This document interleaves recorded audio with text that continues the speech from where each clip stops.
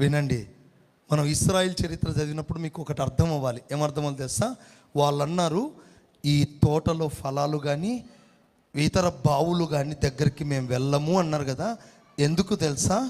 ఇదిగో మేము అక్కడికి వెళ్తే మా కొరకు జీవజలాలే దేవుడు తెరుస్తాడు. ఈ తోటలో ఫలాలు మేము తినం.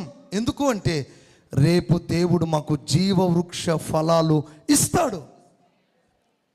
ఇది కదా మన ఆశీర్వాదం. ఇదే కదా సింహాసనము చేరువారికి కలిగే దీవెన. ఈ జీవ జలముతో మనమందరము నింపబడాలి. దానికి సాదృశ్యంగానే దేవుడు ముందే ప్రవచనాత్మకంగా యెహెజ్కేలుకు బయలుపరిచాడు. దేవుని మందిరపు గడప గుమ్మము క్రింద నుండి ఒక నది బయలుదేరుతుంది. ఆ నది పేరే క్రొత్త నిబంధనలో జయించిన వారికి కలగబోయే జీవ జలపు నది.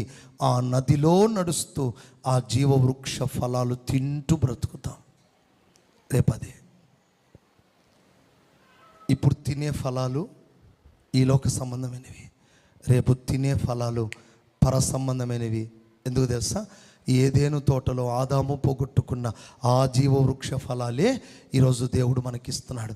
ఎవరికి ఇస్తున్నాడు దేవుడు అంటే 22:14 రాయబడినట్టుగా ప్రకటన గ్రంథం ఒకసారి చూడండి. 22:14 త్వరగా.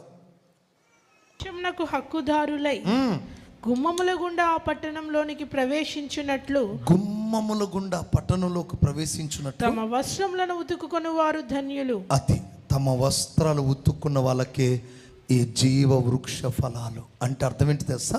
నువ్వు కడగబడాలి, శుద్ధీకరించబడాలి. నువ్వు కడగబడాలి, నీ వస్త్రము శుద్ధీకరించబడాలి, మలినాన్ని తొలగించుకోవాలి, మాలిన్యంలో నుండి నువ్వు విడుదల పొందాలి. ఎప్పుడైతే నువ్వు కడగబడతావో, శుద్ధీకరించబడతావో, ఈ జీవవృక్ష ఫలాలకు హక్కుదారుడు అవుతావు. ఇదిగో నీ కొరకు జీవవృక్ష ఫలాలు నీకు ఇస్తున్నాడు. ఫస్ట్ రాజమార్గం, సెకండ్ జీవజలం, థర్డ్ జీవవృక్ష ఫలములు, ఫోర్త్ నాలుగోదిగా జీవవృక్షపు ఆకులతో ఏం చేస్తాడంట? స్వస్థత. అదే మనం పరలోకం పోయిన తర్వాత ఈ శరీరం ఉండదు కదా. ఈ శరీరం లేనప్పుడు ఎందుకు స్వస్థత అంటే, ఈ శరీరం నుండి మనం ఆల్రెడీ మరణం ద్వారా విడుదల పొందాం. కానీ పరలోకం పోయిన తర్వాత ఆత్మలో కొన్ని గాయాలు మనలో మిగిలిపోయాయి. ఈ లోకంలో ఈ ప్రయాణం ఉందే, ఈ మార్గంలో నడుస్తున్నప్పుడు కొన్ని గాయాలు నీ ఆత్మకు కలిగి ఉన్నాయి. నెమ్మది లేదు. ప్రభుని చేరుకున్న తర్వాత ఆ గాయాలతో నిండి ఉండగా నువ్వు ఏడుస్తావు. అందుకే ప్రకటన గ్రంథంలో 21 అధ్యాయంలో ఏం రాస్తుంది? వారి కన్నీరు, వారికి ఇక మీదట కన్నీరు ఉండదు. అక్కడ ఏడుస్తాం. ఎందుకు ఏడుస్తామో తెలుసా? ఈ మార్గంలో ఎన్నో గాయాలు నీకు తగిలాయి, ఎన్నో దెబ్బలు నీ ఆత్మలో ఉండిపోయాయి. ఈ గాయాలన్నీ క్రీస్తు కొరకే అనుభవించావు. వినండి, కొన్ని ఏమో నీ తప్పిదముల వల్ల గాయాలయ్యాయి, కొన్ని ఏమో యేసయ్య కొరకు గాయపరచబడ్డావు. కొంచెం డెప్త్లోకి వెళ్దామా? కొన్ని గాయాలు నీ తప్పిదాల వల్ల, కొన్ని గాయాలు యేసయ్య కొరకు. ఈ మార్గంలో వస్తుంటే ఎన్నో దెబ్బలు తగిలాయి. వినండి, త్రోవ తప్పినప్పుడు దేవుడు ఒక దెబ్బ కొట్టాడు. హోషేయ గ్రంథం 6వ అధ్యాయం 1వ వచనం నుంచి చదివితే అక్కడ ఉంటుంది. చదవండి. హోషేయ గ్రంథం 6వ అధ్యాయం 1వ వచనం.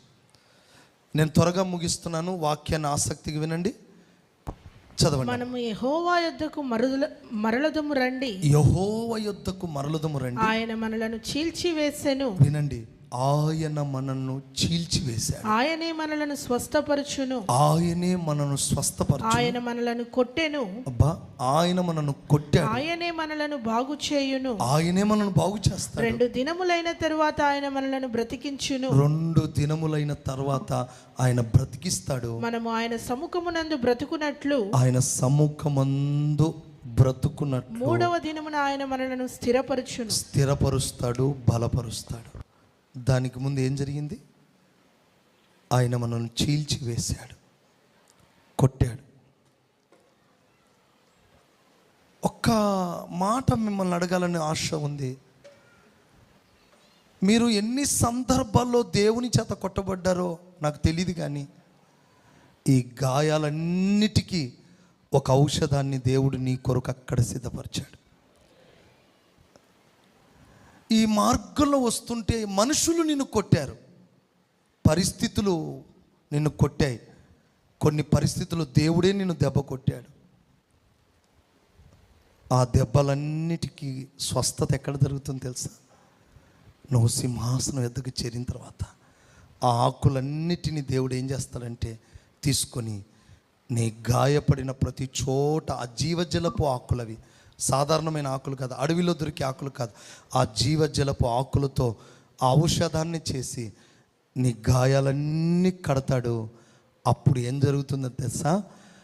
మన శాపమంతా కొట్టివేయబడి ఇక మీదట శాపగ్రస్తమైనవి అందులో ఏది ఉండదు. కన్నీరు ఇక ఉండదు, దుఃఖం ఇక ఉండదు, అసహ్యమైనవి ఏవి అందులో ఉండదు. ఏముంటుందో తెలుసా? గొర్రెపిల్ల దీపకాంతిలో యుగయుగాలు మనమందరము ఆనందముతో ఆయన ముఖ దర్శనము చేయొచ్చు. ఆయన దాసులు ఆయన ముఖ దర్శనము చేయొచ్చు. ఎలాగుంటారంట? ఆనందముతో పరవలు త్రొక్కుతూ బ్రతుకుతారండి. చప్పట్లు కొట్టండి.